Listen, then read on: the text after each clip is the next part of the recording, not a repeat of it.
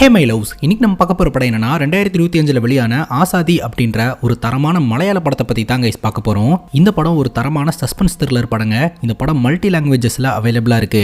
இந்த படத்தோட ஒன்லைனர் என்னன்னா, கங்கா அப்படின்ற ஒரு பொண்ணுக்கு நீதிமன்றம் தூக்கு தண்டனை கொடுக்குறாங்க. ஆனால் கங்கா பிரெக்னெண்ட்டாக இருக்கிறதுனால நீதிமன்றம் கங்காவோட தண்டனையை கேன்சல் பண்ணுறாங்க. அதே சமயம் கங்கா பண்ண குற்றத்திற்கு கங்காவை வெளியே விட முடியாது. அதனால நீதிமன்றம் சிறை தண்டனை கொடுக்குது. இதை ஒரு சான்ஸாக பயன்படுத்தி கங்காவோட புருஷனும் அப்பாவும் கங்காவை சிறையிலிருந்து தப்பிக்க வைக்கலாம் அப்படின்னு ஒரு மாஸ்டர் பிளான போடுறாங்க. கங்காக்கு தூக்கு தண்டனை கிடைக்கிற அளவுக்கு கங்கா என்ன தப்பு பண்ணிட்டு ஜெயிலுக்கு போனாங்க, கங்காவை கங்காவோடைய அப்பாவும் புருஷனும் சேர்ந்து காப்பாத்தினாங்களா இல்லையா அப்படின்றது தான் மொத்த படமே. கிளைமேக்ஸ்லாம் நம்ம கொஞ்சம் கூட எதிர்பார்க்காத தாறுமாறான ஒரு ட்விஸ்ட்டை வச்சிருப்பாங்க. இந்த வீடியோவை ஸ்கிப் பண்ணாம பாருங்க, செம்ம இன்ட்ரெஸ்டிங்கா இருக்கும். நீங்க இது வரைக்கும் நம்ம சேனலை சப்ஸ்கிரைப் பண்ணாம பார்த்துட்டு இருக்கீங்க அப்படின்னா சப்ஸ்கிரைப் பண்ணி வச்சுக்கோங்க. அப்பதான் இது போன்ற இன்ட்ரெஸ்டிங்கான வீடியோஸை மிஸ் பண்ணாம பார்க்க முடியும். நீங்க பார்த்துட்டு இருக்கிறது சரண் என்டர்டைன்மெண்ட். நான் தான் சரண். வாங்க வீடியோக்குள்ள போலாம்.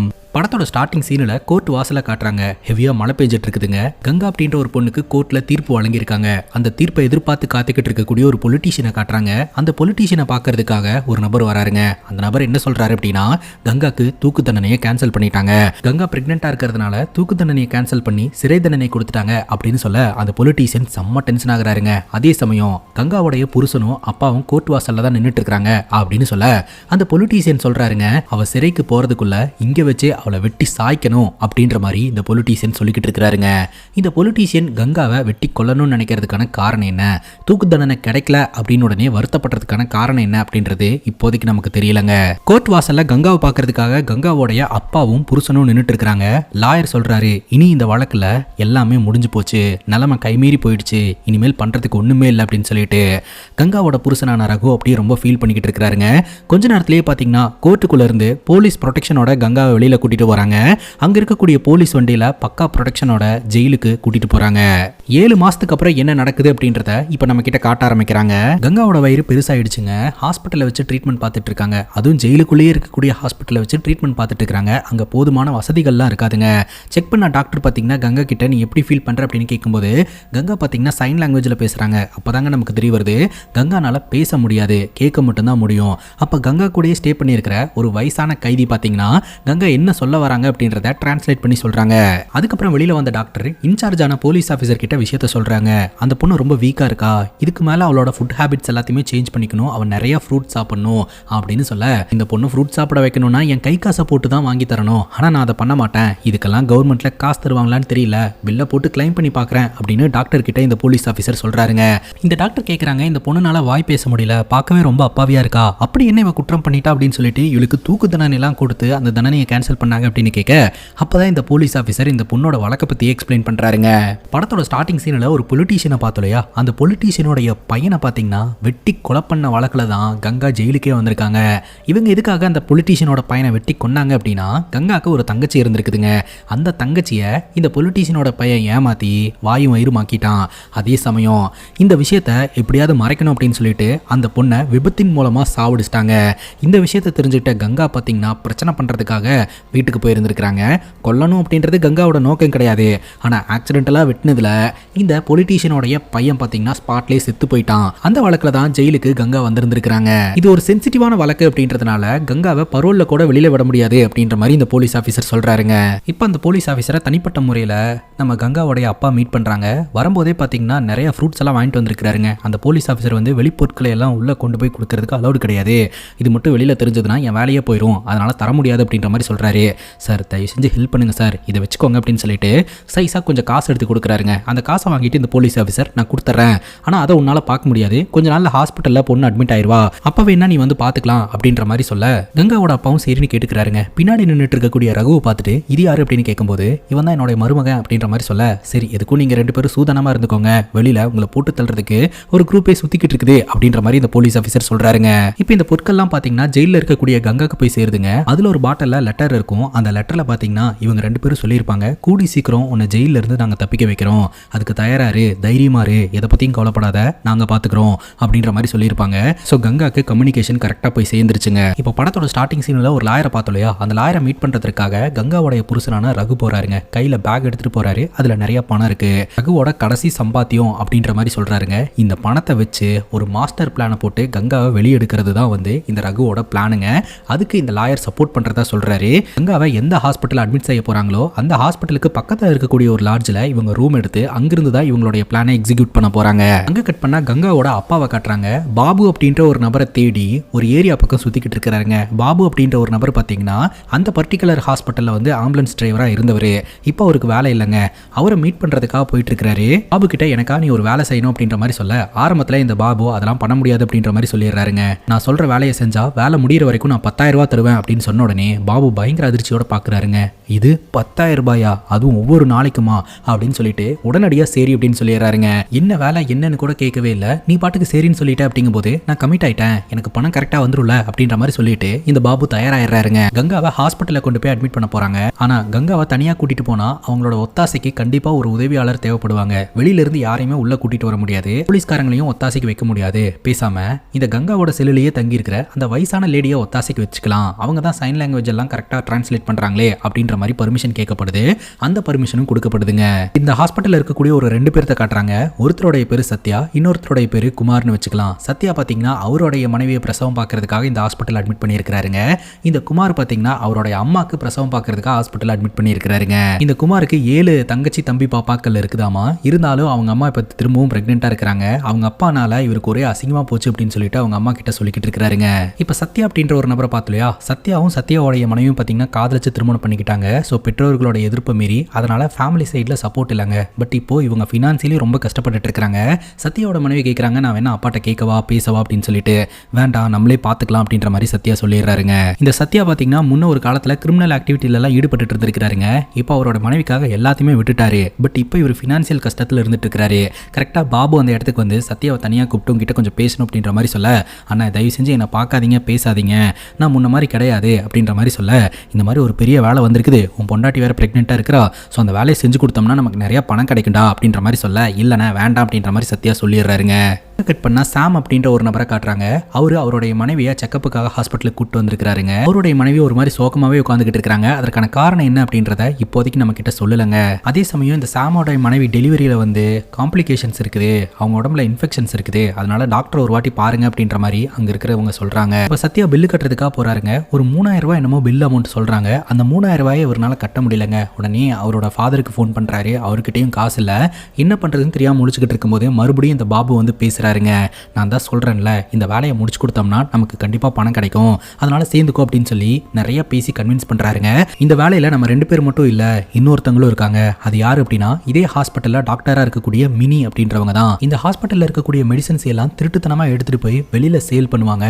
ஸோ அவங்களையும் நான் வந்து இந்த வேலை செய்யறதுக்காக கூப்பிட்டுருக்கேன், அவங்களும் வரேன்னு சொல்லிட்டாங்க அப்படின்ற மாதிரி பாபு சொல்றாருங்க. கங்காவுடைய அப்பா கங்காவோட ஹஸ்பண்ட் கிட்ட சொல்றாரு, இந்த பாபு வந்து அந்த ஹாஸ்பிட்டல்ல இருக்கக்கூடிய டாக்டரையும் கூட இன்னும் 2 பேர்த்தையும் இந்த வேலையை பண்றதுக்காக சேர்த்திருக்கானா அப்படின்னு சொல்ல, ஓகே அப்படின்ற மாதிரி ரகு சொல்றாருங்க. இப்போ ரகு பார்த்தீங்கன்னா அவங்க தங்கி இருக்கக்கூடிய லாட்ஜில் இந்த ஹாஸ்பிட்டலோடைய ப்ளூ பிரிண்டை எடுத்து எந்த டைமுக்கு போனால் யாரை பார்க்க முடியும், எந்த டைமில் யார் யாரெல்லாம் அவைலபிளாக இருப்பாங்க, எங்கே போனால் எப்படி போக முடியும் அப்படின்ற எல்லா டீட்டெயில்ஸையும் பார்த்தீங்கன்னா எடுத்து கலெக்ட் பண்ணி சேகரித்து வச்சிருக்கிறாருங்க. இப்போ யாரெல்லாம் சேர்ந்து இதை பண்ண போகிறாங்க அப்படின்னு பார்த்தீங்கன்னா நம்ம கங்காவோடைய அப்பா, கங்காவோடைய புருஷன், அதே சமயம் அந்த ஹாஸ்பிட்டலில் சத்யா அப்படின்ற ஒரு நபரையும் குமார் அப்படின்ற ஒரு நபரையும் பார்த்தோம் இல்லையா, அவங்க 2 பேர். அது போக அந்த ஹாஸ்பிட்டலில் வேலை செய்யக்கூடிய மினி அப்படின்ற ஒரு டாக்டருங்க, அப்புறம் இந்த பாபு, இவங்க எல்லோரும் சேர்ந்து தான் இதை பண்ண போகிறாங்க. இப்போ ஒரு மீட்டிங் ஒன்று வைக்கிறாருங்க. அந்த மீட்டிங்கில் ரகு தெளிவாக சொல்லிடுறாரு, இந்த ஹாஸ்பிட்டலில் ABC அப்படின்னு 3 பிளாக் இருக்குது. ஸோ இந்த 3 பிளாக்லையும் ஒரு மாதிரியான பேஷண்ட்ஸை வந்து ஹேண்டில் பண்ணுவாங்க. C பிளாக்ல தான் வந்துட்டு இந்த செக்யூரிட்டி ரிஸ்க் அப்படின்றது ரொம்ப கம்மியாக இருக்கும். அங்கே தான் வந்து இந்த கைனகாலஜிஸ்ட் டிபார்ட்மெண்ட்டும் இருக்கு. இருந்தாலும் பிரிசனர்ஸுக்குன்னு தனியாக போலீஸ் ப்ரொடெக்ஷனெல்லாம் இருக்கும். இந்த ப்ரொடெக்ஷன்லாம் மீறி கங்காக்கு டெலிவரியான 24 மணி நேரத்துக்குள்ள சேஃபாக C பிளாக் பக்கம் கொண்டு வந்தால் போதும், நம்ம ஈஸியாக கங்காவை தப்பிக்க வச்சிடலாம் அப்படின்னு சொல்லிட்டு ரகு பிளான சொல்றாருங்க. அப்போ இந்த குமார்ன்றவர் ஒரு விஷயத்த சொல்றாருங்க. ஆக்சுவலாக நார்மல் டெலிவரிக்கும் சிசேரியனுக்கும் நிறைய டிஃப்ரெண்ட் இருக்கு. நார்மல் டெலிவரி ஆச்சு அப்படின்னா கண்டிப்பாக ஒரு 2 நாள் ஆகும் நல்லபடியாக நடக்கிறதுக்கு. இதே சிசேரியன் ஆச்சு அப்படின்னா குறைஞ்சது ஒரு 10-15 நாள் ஆயிரும் நல்லா நடக்கிறதுக்கு. அப்படி இருக்கும்போது டெலிவரியான 24 ஹவர்ஸில் எப்படி அவங்கள அந்த இடத்துல இருந்து தப்பிக்க வைக்கிறது அப்படின்னு கேட்கும்போது நம்ம ரகு சொல்றாரு, அவங்களோட மெடிக்கல் ரிப்போர்ட் பார்க்கும்போது நார்மல் டெலிவரி அப்படின்னு தான் சொல்லியிருக்காங்க. இருந்தாலும் அவங்கள ஸ்ட்ரெச்சரில் வச்சு தான் நம்ம கீழே கொண்டு வந்தாகணும். குறைஞ்சது அந்த ஹாஸ்பிட்டலில் ஒரு 2000 பேர் வந்துட்டு போயிட்டு இருக்காங்க. இப்படி கூட்டமாக இருக்கும்போது எப்படி நம்ம இந்த ஒரு விஷயத்தை பண்ண முடியும் அப்படின்னு கேட்கும்போது ரகு சொல்றாரு 12 மணிக்கு மேல அந்த ஹாஸ்பிட்டல்ல ஒரு பையன் இருக்க மாட்டான், ஒரே ஒரு செக்யூரிட்டி மட்டும் தான் வரண்டால உட்காந்துக்கிட்டு இருப்பாரு. அந்த ஒரு செக்யூரிட்டியை ஏமாத்தி ஈஸியா நம்ம கூட்டிட்டு வந்துடலாம். பர்டிகுலா சொல்லணும் அப்படின்னா கங்காவை அந்த ஹாஸ்பிட்டல்ல இருந்து தப்பிக்க வைக்கிறதுக்கு ஒரே 1% மட்டும் தான் சான்ஸ் இருக்குது. அந்த 1% சான்ஸை நம்ம யூஸ் பண்ணிக்கலாம் அப்படின்ற மாதிரி ரகு சொல்றாரு. இப்போ கங்காவோட அப்பா என்ன சொல்றாரு அப்படின்னா அந்த 1% சான்ஸை பயன்படுத்தி எப்படியாவது தப்பிக்க வச்சிடலாம், கண்டிப்பா இதன் மூலமா உங்களுக்கு எந்த ப்ராப்ளமும் வராத மாதிரி நான் பாத்துக்கிறேன் அப்படின்ற மாதிரி சொல்றாருங்க. சத்யா சொல்றாங்க என்னதான் இருந்தாலும் அவங்க ஒரு கிரிமினல், ஒருத்தங்களை வீடேறி வெட்டி இருக்கிறாங்க, அவங்கள காப்பாத்துறதுக்கு இவ்வளோ ரிஸ்க் எடுக்கணுமா அப்படின்னு கேட்க அதுக்கு நம்ம கங்காவுடைய அப்பா சொல்றாங்க யாரோ ஒருத்தங்களை போய் வீடேறி வெட்டுற அளவுக்கு என் பொண்ணு தைரியமான பொண்ணெல்லாம் கிடையாது. நான் பண்ண வேண்டிய ஒரு விஷயத்தை தான் அவ பண்ணிட்டா. அவளோட தங்கச்சியை நாசம் பண்ணி கொண்டானுங்க.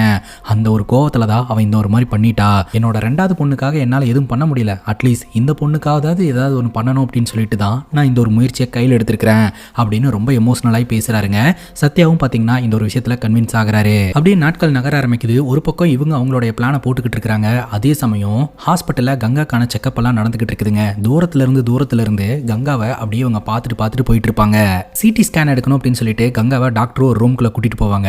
அப்போ சைஸா இந்த மினி பார்த்தீங்கன்னா பாக்கெட்ல இருக்கக்கூடிய போனை கொடுத்து வீடியோ கால் மட்டும் பேசு உள்ள போ அப்படின்ற மாதிரி சொல்ல உடனடியாக பார்த்தீங்கன்னா பாத்ரூம்குள்ள போயிட்டு வீடியோ கால் ஆன் பண்ணா நம்ம கங்காவுடைய அப்பா தான் வீடியோ காலில் வருவாருங்க. நீ எதுக்கும் கவலைப்படாதமா, உன்னை கூடி சீக்கிரம் வெளியே எடுத்துருவோம் அப்படின்ற மாதிரி சொல்ல நீ இன்னும் தம் அடிச்சுக்கிட்டு இருக்கிறியாப்பா, பாத்தியா எவ்வளோ இருமல் வருதுன்னு, தம் அடிக்கிறது நிப்பாட்டுப்பா அப்படின்ற மாதிரிலாம் வந்து கங்கா அட்வைஸ் பண்ணிட்டு இருப்பாங்க. இவங்க ரொம்ப நேரமா ஃபோனில் பேசிட்டு இருக்கிறதுனால வெளியில் நின்றுட்டு இருக்கக்கூடிய போலீஸ் ஆஃபீஸருக்கு டவுட் வந்துருச்சுங்க. கதவை பட்டுன்னு தட்ட ஆரம்பிச்சிட்டாரு. பட்டுன்னு இந்த மினி ஓப்பன் பண்ணி எங்க ஸ்கேன் எடுக்கிறது சாதாரண விஷயம் கிடையாது, கொஞ்சம் டைம் எடுக்கும், வெயிட் பண்ணுங்க அப்படின்ற மாதிரி சொல்லி கதவை லாக் பண்ண உடனடியாக இந்த கங்கா பாத்ரூம்ல இருந்து வெளியில் வந்துருவாங்க. அந்த ஃபோனை வாங்கி வச்சுட்டு நீ போகலாம் அப்படின்ற மாதிரி சொல்ல உடனே வெளியில் கங்கா வந்துருவாங்க. இப்போ நம்ம கங்காவுடைய அப்பா ஏகப்பட்ட பொருட்களை வாங்கிட்டு வந்து இந்த மினி கிட்ட கொடுத்து இது என் பொண்ணு கிட்ட கொண்டு போய் கொடுத்துருமா அப்படின்ற மாதிரி சொல்ல வெளியே இருக்கக்கூடிய பொருட்களை உள்ள கொண்டு போறதே வந்து அலோடு கிடையாது. அப்படி இருக்கும்போது பிரிசனர் இருக்கக்கூடிய இடத்துல நான் எப்படி இதை கொண்டு போவேன், இதை கொண்டு போனேன்னா என்னோட வேலையே போயிடும், அதனால என்னால் கொண்டு போக முடியாது அப்படின்னு சொல்ல சரி இவ்வளோ பொருட்களை கொண்டு போக முடியலனாலும் இந்த தேன் மிட்டாயை மட்டும் கொண்டு போய் கொடுத்துருமா அப்படின்ற மாதிரி சொல்ல இதை மட்டும் வேணா என்னால் கொண்டு போய் கொடுக்க முடியும் அப்படின்ற மாதிரி சொல்லிட்டு அந்த தேன் மிட்டாய் பாக்கெட்டை எடுத்துட்டு நேராக இந்த கங்காவுடைய ரூமுக்கு போவாங்க. அங்கே போயிட்டு உங்கள் அப்பா மேலே நிறைய பாசம் வச்சிருக்கிறாரு, ஒரு வளகாப்பே நடத்துகிற அளவுக்கு ஏகப்பட்ட பொருட்களை கொடுத்து விட்டாரு, ஆனால் அதெல்லாம் என்னால் எடுத்துகிட்டு வர முடியல, இதை மட்டும் வாங்கிட்டு வந்திருக்கேன் சாப்பிடு அப்படின்ற மாதிரி சொல்ல கரெக்டாக கங்காவை பார்த்துக்கிட்டு இருக்கக்கூடிய அந்த வயசான பிரிசனரும் உள்ளே வந்துருவாங்க.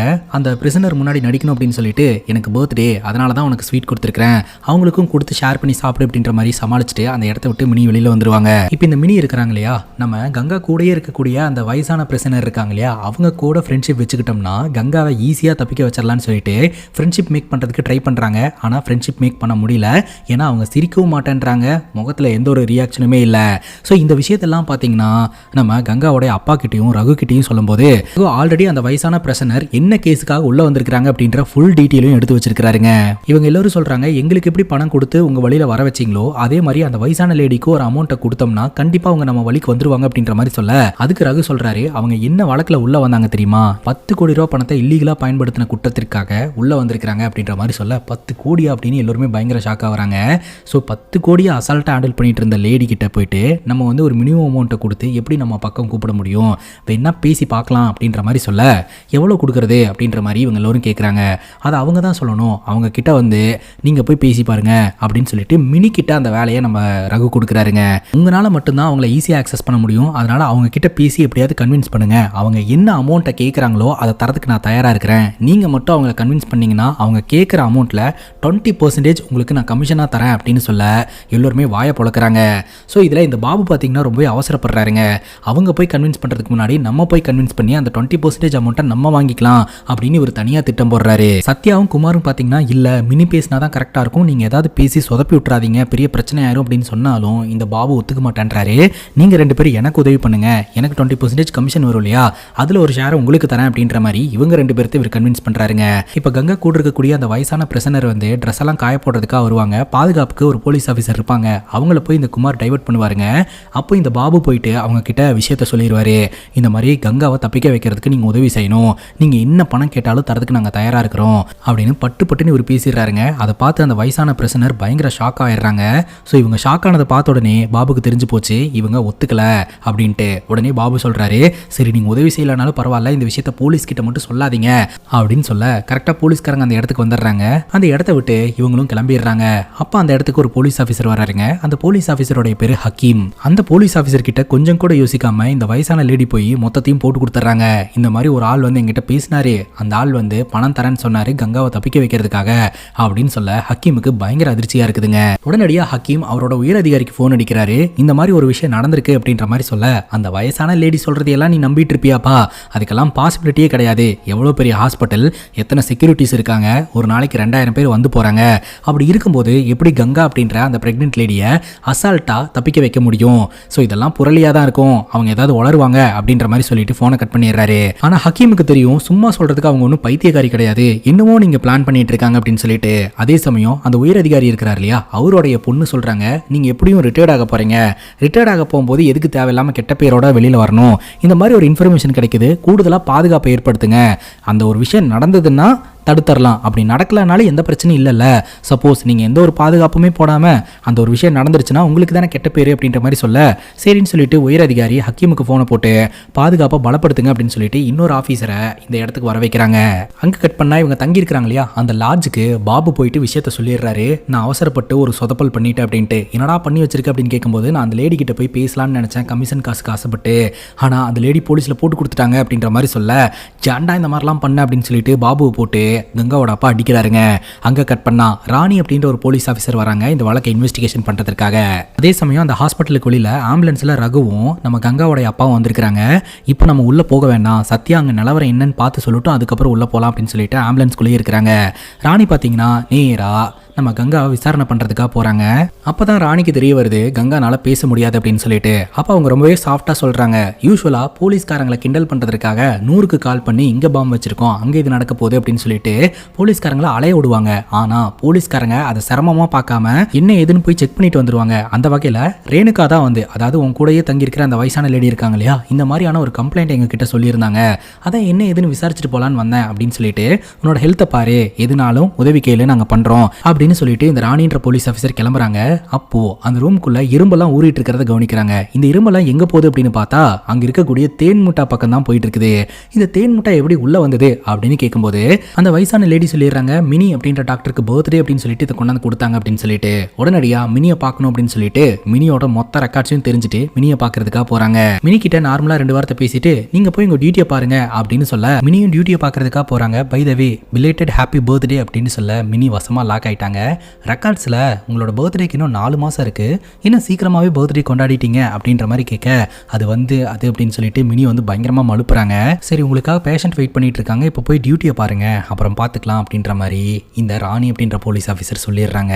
உடனடியாக உயர் அதிகாரிக்கு ஃபோனை போட்டு, ஆக்சுவலாக இங்கே எதுவும் பிரச்சனை இருக்காது, இது ரூமராக இருக்கும் அப்படின்னு நினச்சிட்டு தான் நான் உள்ளே வந்தேன், ஆனால் உள்ளே ஏதோ ஒரு பிரச்சனை இருக்குது, இதுக்கு பின்னாடி யாரெல்லாம் இருக்கிறாங்க அப்படின்றத இன்னும் ஒரு 2-3 மணி நேரத்தில் நான் கண்டுபிடிச்சிருவேன் சார் அப்படின்ற மாதிரி சொல்லிடுறாங்க.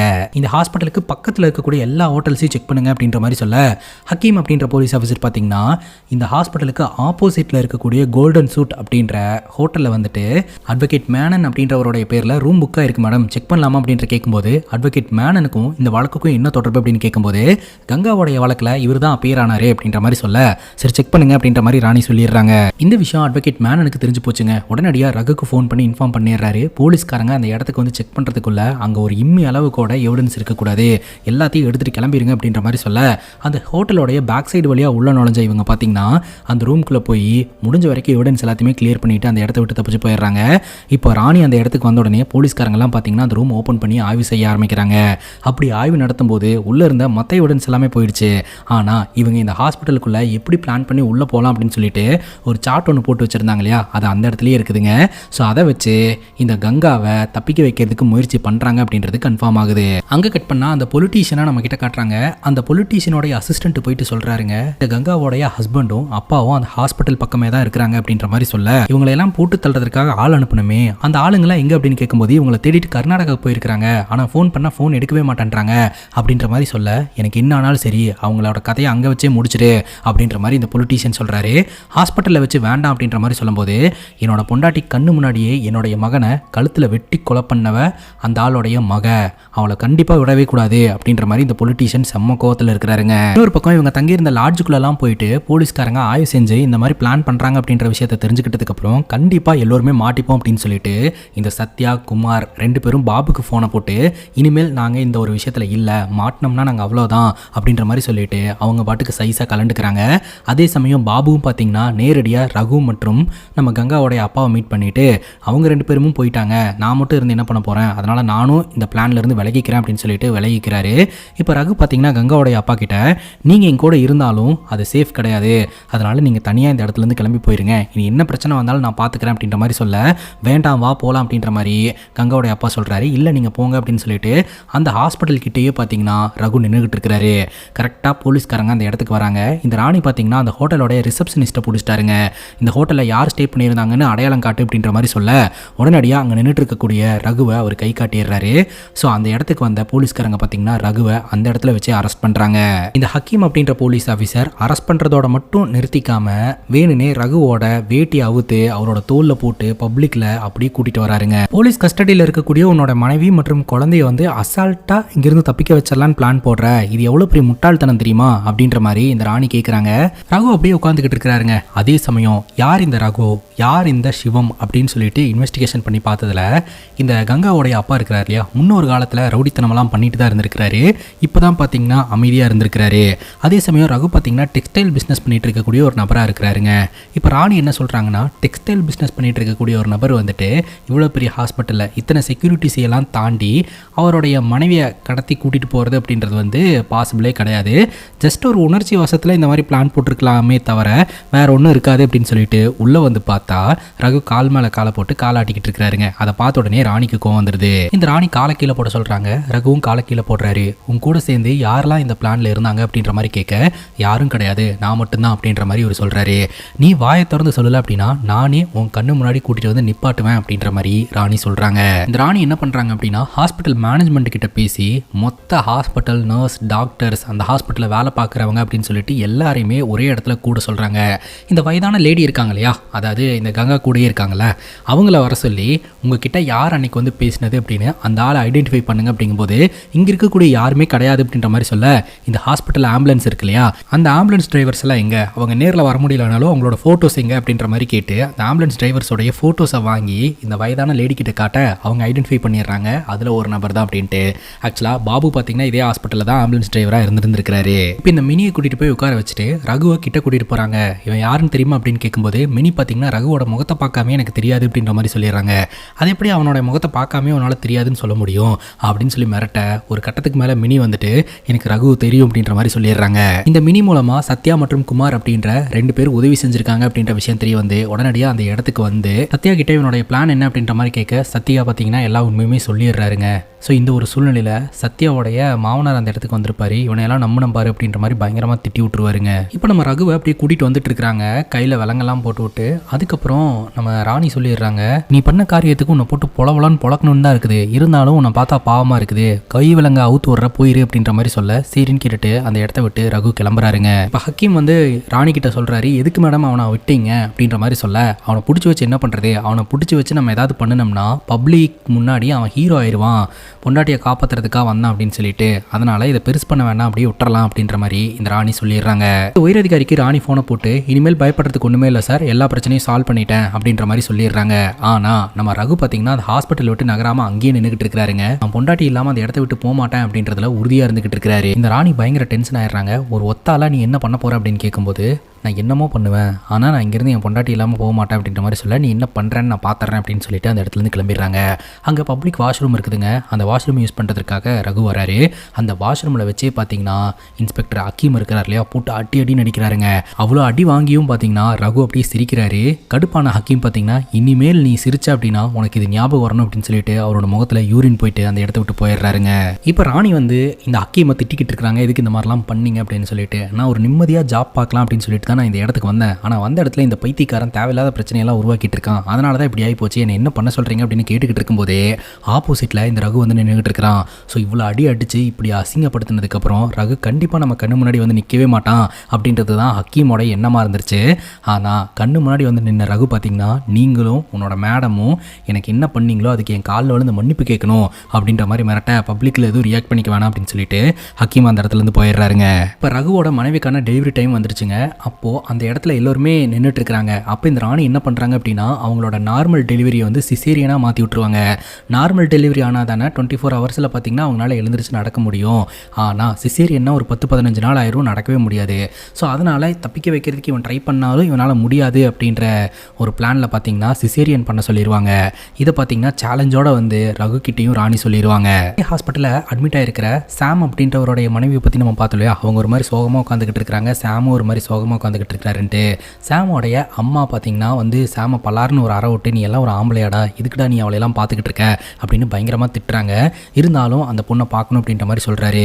ஏதோ காதல் திருமணம் அந்த பிரச்சனை தான் போல அப்படின்ற மாதிரி நமக்கு தோணுதுங்க. அந்த இடத்துல தான் பார்த்தீங்கன்னா நம்ம கங்காவோடைய அப்பா நின்றுக்கிட்டு இருக்கிறாரு. என்ன பிரச்சனை அப்படின்னு கேட்கும்போது அப்போ தாங்க சாம் ஒரு விஷயத்த சொல்கிறாரு.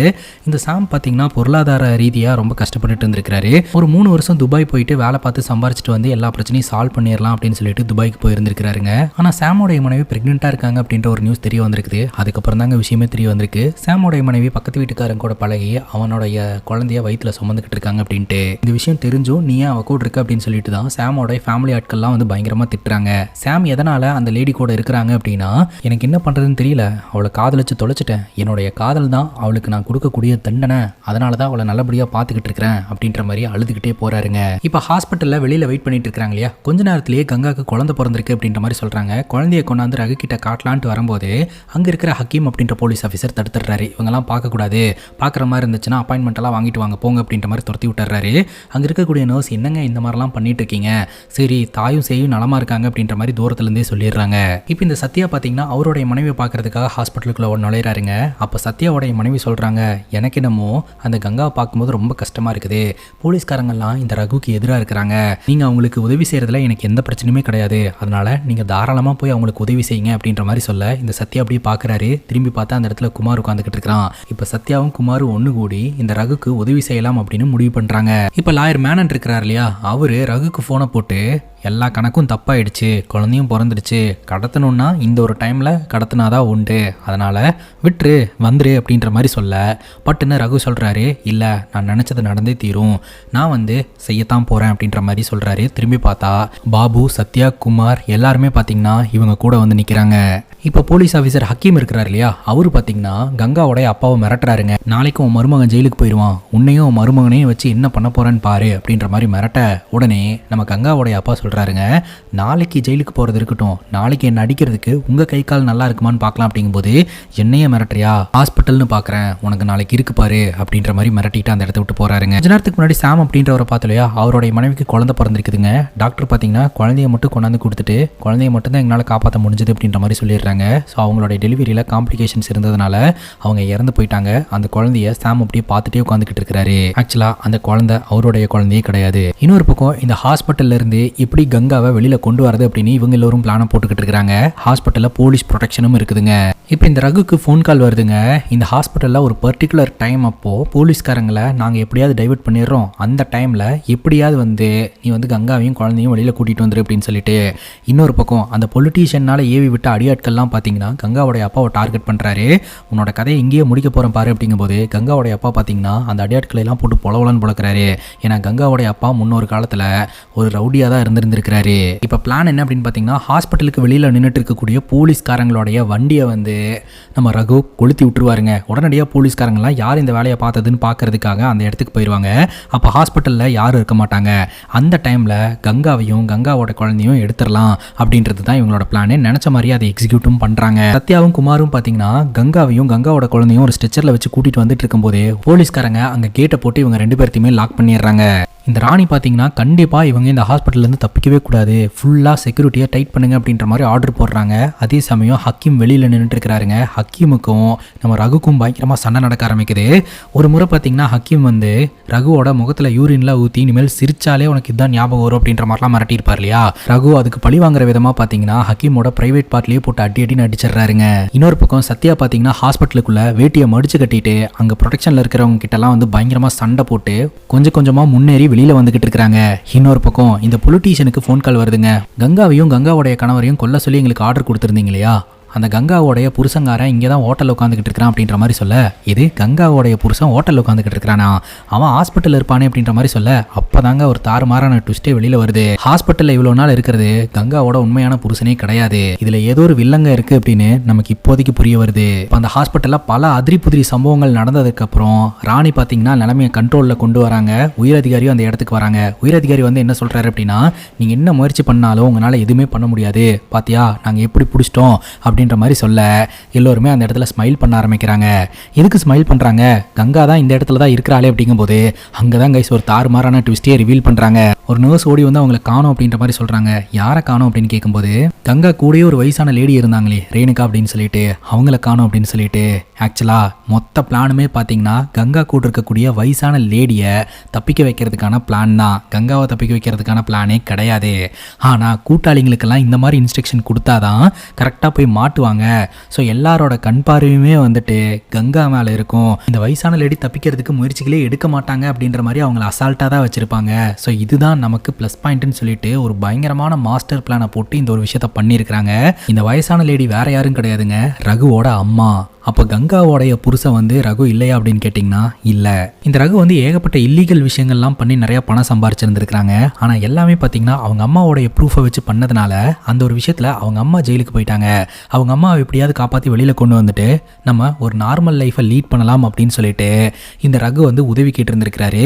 பட் சட்ட ரீதியாக இவரால் அதை பண்ண முடியலங்க, அவங்க அம்மா வெளியில் கொண்டு வர முடியலங்க. இந்த லாயர்கிட்ட பணம் கொடுத்து உதவி கேட்டிருக்கிறாரு. அப்போ இந்த லாயரும் பார்த்தீங்கன்னா நான் உதவி செய்கிறேன் அப்படின்னு சொல்லிட்டு இந்த கங்காவோட கதையில் கங்காவோட புருஷன் அப்படின்ற ஒரு ஐடென்டிட்டியில் ரகுவை உள்ள நுழைய வச்சு ஒரு பிளானை பண்ணி இவங்க 2 பேர்த்த காப்பாற்றி விட்டுட்டாருங்க. இந்த ரகு கிட்ட கோடி கோடியாக பணங்கள் இருந்திருக்குது. ஸோ அந்த பணம் பார்த்தீங்கன்னா எல்லாத்துக்கும் செட்டில்மெண்ட்டும் ஆயிடுச்சுங்க.